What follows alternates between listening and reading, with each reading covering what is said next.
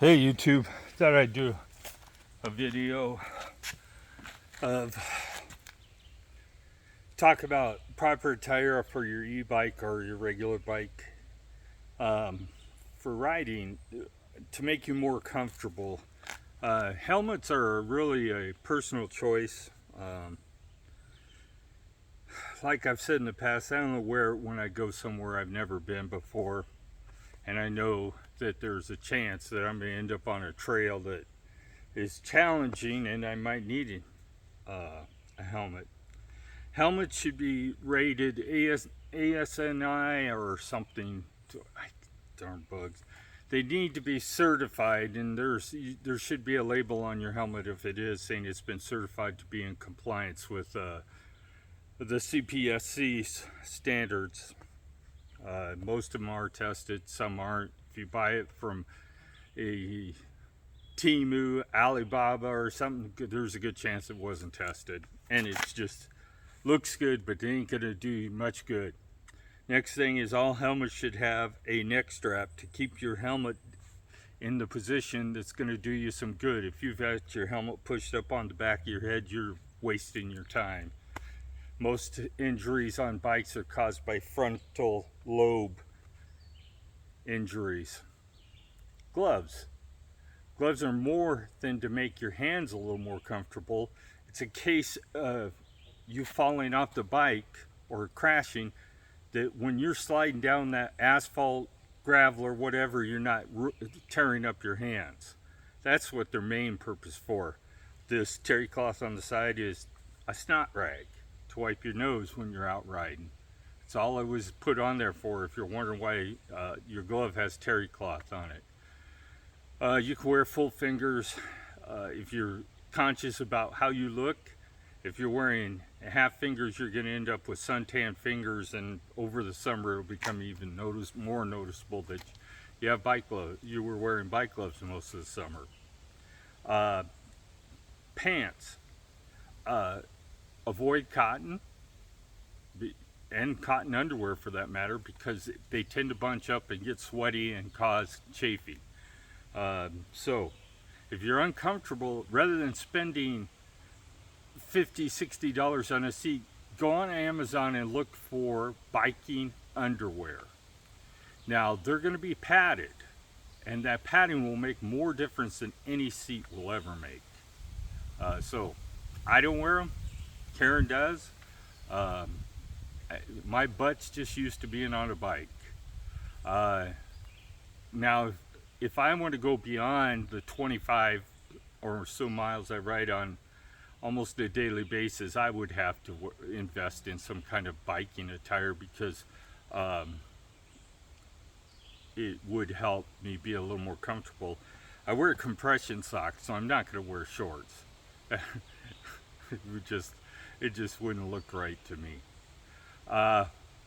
Next thing is, if you're having chafing problems with the clothing that you're wearing, there's a product out there. It's called Butt Butter. It's comes in a blue and yellow container, a squeeze container. We've talked about it on the channel, but it's been a couple of years. It's designed for putting on your parts that are getting chafed.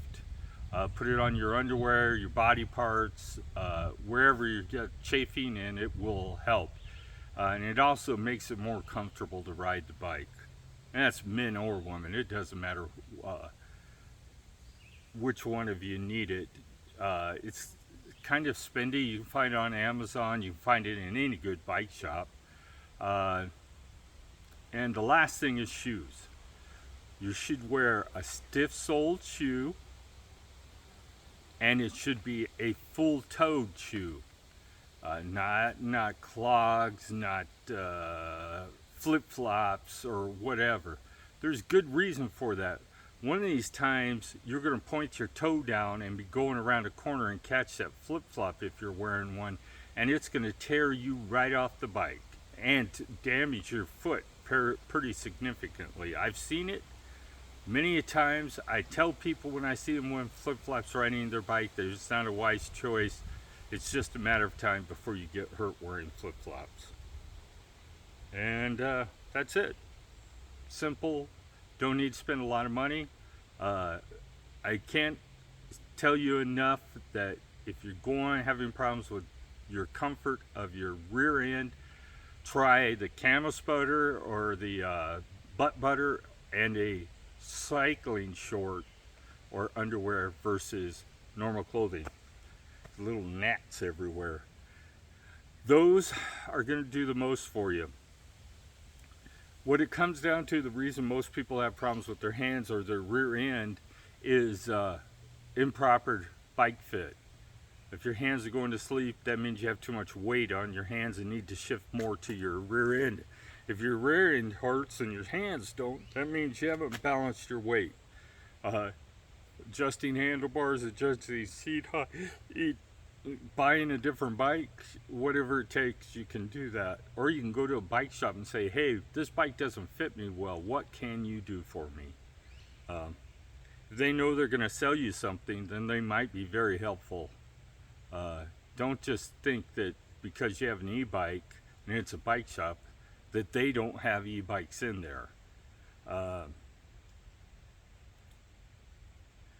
News updates. The committees have all looked over the e-bike rebate program, and it's gone working its way through Congress. It's got bipartisan support, and it's likely that it will pass and you'll be able to purchase an e-bike if you meet the income standards and gets a little more back in your taxes.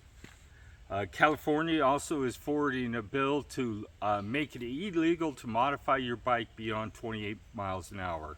Doesn't matter if it was store purchased or self-built, you have to abide. They also are making it illegal to purchase devices that defeat the manufacturer's software to limit the bikes. So there's a couple of things they call, one for Bosch they call Speedbox, and there's other devices out there for e-bikes that modify the bike to go faster. E-bikes are pretty much limited by one or two factors in how fast they will go. The battery, how many amps you can pull out of it, the wheel size, and the drive system. For example, on this Trek, the maximum RPMs the motor will provide power at is 100, and that's not very hard to get to 100 RPMs. Once you get to 100 RPMs, it ceases to provide any kind of assistance because you're at the capacity. The faster you go, the less assistance it provides anyway, because at a certain point you're hitting its limits, and all hub motors that way. They provide more power starting than they do towards the upper end of their limit. Most hub drives have a limit of between 300 RPMs and 320 RPMs. That's why you'll see a hub drive motor that's exactly like your 20-inch one on a 26-inch bike, and he can walk away from you in top speed because he's traveling more distance per RPM and you're traveling less. So most of the hub drives are limited. Their limitation is in how many RPMs they can provide. For example, electric is limited to 300 RPMs, and it doesn't matter how much power or how many volts you throw at it. Once the motor hits its RPM limit, that's just it. It's not going to go any faster. And the manufacturer builds that into the motor limitations. Oh, otherwise you just burn up the motor. So, I wanted to do a video today, get one out there. There's no updates on the proposed legislation or e-bike rules. There was a big thing that just came out from the Supreme Court, and it was called the Chevron Doctrine, I think it is. It was Doctrine or Act.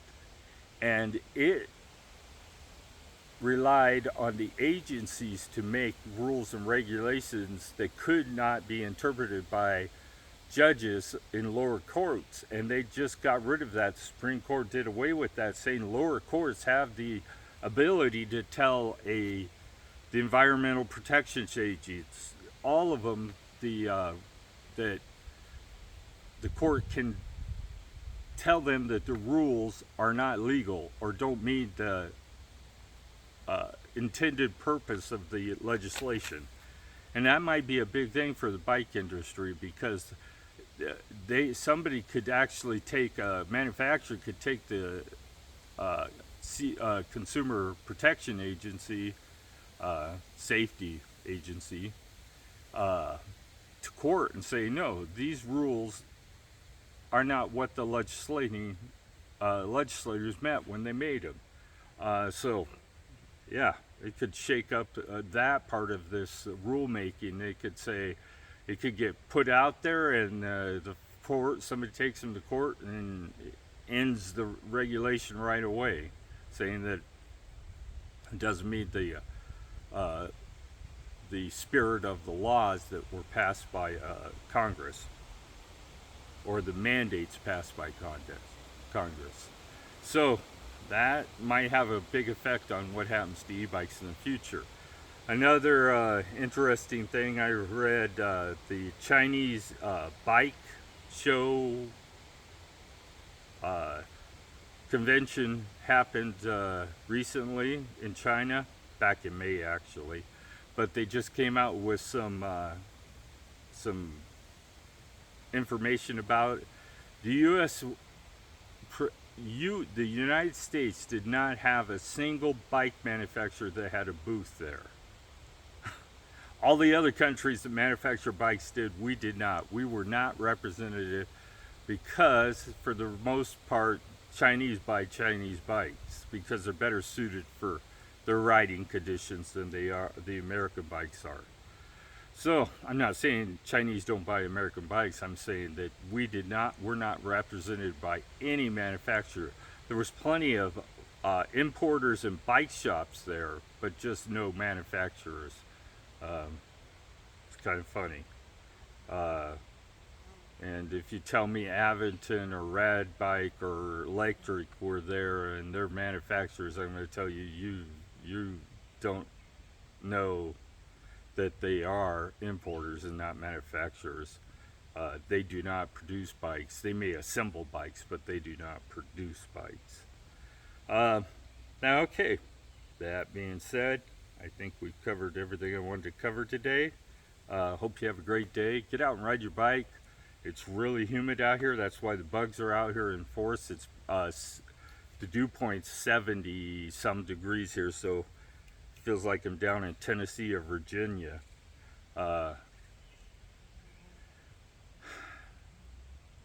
Like and subscribe.